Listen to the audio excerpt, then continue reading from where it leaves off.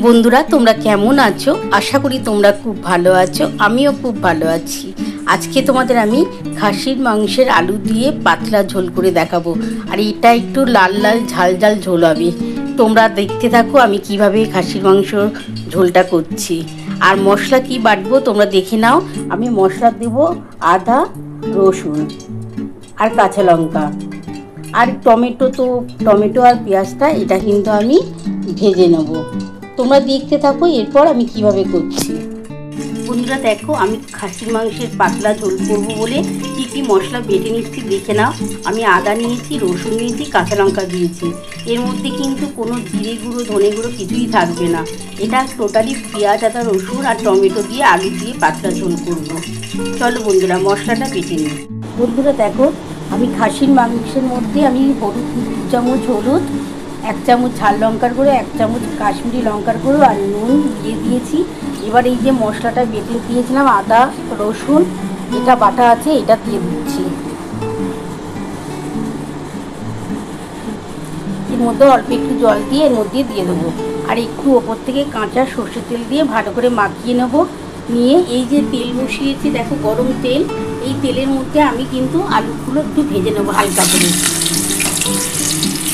আলুগুলো ভাজা হয়ে গেলে তারপর আমি মাংসটা দিয়ে দেবো। এটা একটু পাতলা করেই ঝোল করবো। এই ঝোলটা খেতে কিন্তু গরম ভাতে খুবই ভালো লাগবে। আলুগুলো ভেজে নিই বন্ধুরা, তারপর তোমাদের দেখাচ্ছি। আমি এই আলুর মধ্যে একটুখানি হলুদ আর একটু নুন দেবো। বন্ধুরা আমি এর মধ্যে অল্প একটু হলুদ দিয়ে দিলাম, আরও অল্প একটু নুন দিয়ে দিচ্ছি। এটা ভালো করে একটু ভেজে নেব।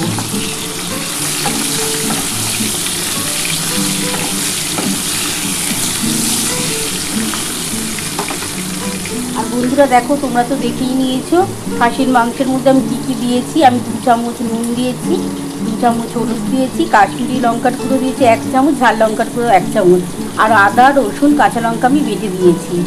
এবার একটু সর্ষের তেল দিয়ে ভালো করে মাখিয়ে নেব। আমি অল্প একটু সর্ষের তেল দিয়ে দিলাম, খুব বেশি তেল দেবো না, অল্পই দিলাম।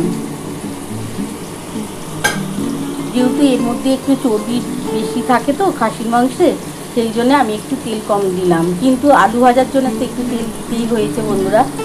চলো বন্ধুরা এবার রান্নাটা শুরু করা যাক। আলুটা তুলে নিয়ে রান্নাটা শুরু করছি। বন্ধুরা দেখো আমি কিন্তু আলুটা ভেজে তুলে নিয়েছি। এবার এই গরম তেলের মধ্যে আমি তেজপাতা দিয়ে দিলাম 2টো, এই যে গোটা গরম মশলা এটা দিয়ে দিলাম।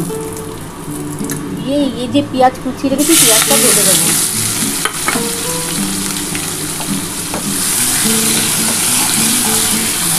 আমি এর মধ্যে অল্প একটু চিনি দিয়ে দেবো। আমি অল্প একটু চিনি দিয়ে দিলাম বন্ধুরা, এটা কিন্তু টেস্ট হওয়ার জন্যই দিলাম। আর খাসির মাংস রান্না করার টাইমে যদি তোমরা পেঁয়াজের মধ্যে একটু চিনি দিয়ে দাও না, তাহলে দেখবে কালারটা কিন্তু খুব দারুণ আসে বন্ধুরা। আমার পেঁয়াজটা একটু হালকা করে ভাজা হলে আমি কিন্তু এই যে মাখিয়ে রেখেছি, এই দেখো বন্ধুরা আমি এই যে খাসির মাংসটা ভালো করে মাখিয়ে রেখেছি এটা দিয়ে দেবো। বন্ধুরা এই যে আমি টমেটো কুটে রেখেছিলাম আমি টমেটোটা দিয়ে দিলাম। ভালো করে একটুখানি টমেটোটা দিয়ে পেঁয়াজটাকে ভেজে নেব। নিয়ে এবার কিন্তু আমি মাংসটা মাখানো আছে এটা দিয়ে দেবো।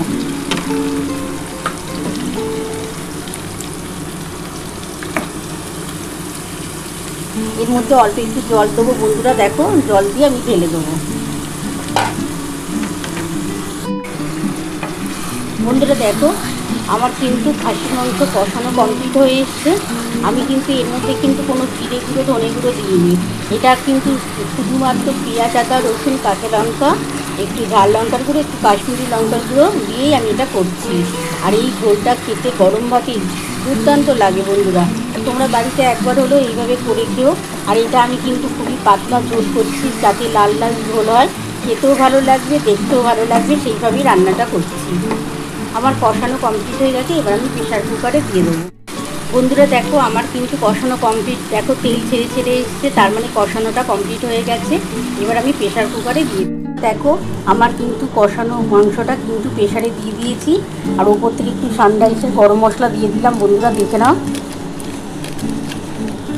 আমি আলুটা কিন্তু পরে দেবো, দুটো সিটি দেওয়ার পর তারপর কিন্তু পরে আমি আলুটা দেবো, যেহেতু আমার আজকে চন্দ্রমুখী আলু আছে তো ওই জন্যে আমি পরে দেবো। বন্ধুরা দেখো আমি প্রেশার কুকারটা বসিয়ে দিয়েছি, আমি দুটো সিটি পড়লে আমি নামিয়ে নেবো, তারপরে কিন্তু আমি আলুটা দেবো, দিয়ে একটা সিটি দেবো, টোটাল 3টে সিটি দিয়ে আমি নামাবো, তারপর তোমাদের দেখাচ্ছি।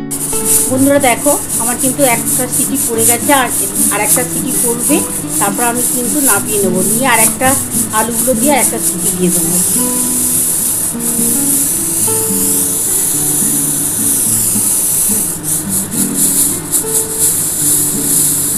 বন্ধুরা দেখো আমার কিন্তু খাসির মাংসের পাতলা ঝোল নামানো হয়ে গেছে, আমি ভালোভাবে একটা বাটিতে ঢেলে তোমাদের দেখাচ্ছি।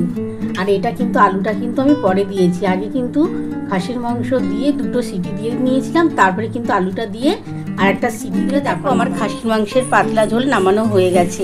কেমন হয়েছে বন্ধুরা, তোমরা তো অবশ্যই আমার রেসিপিটা ফলো করেছো। যদি আমার রেসিপি ভালো লেগে থাকে প্লিজ একটা লাইক সাবস্ক্রাইব করতে ভুলো না, আর কমেন্ট বক্সে অবশ্যই জানিও কেমন লাগলো। তাহলে এরকম আরও নতুন নতুন রেসিপি নিয়ে তোমাদের সামনে হাজির হব। Thank you.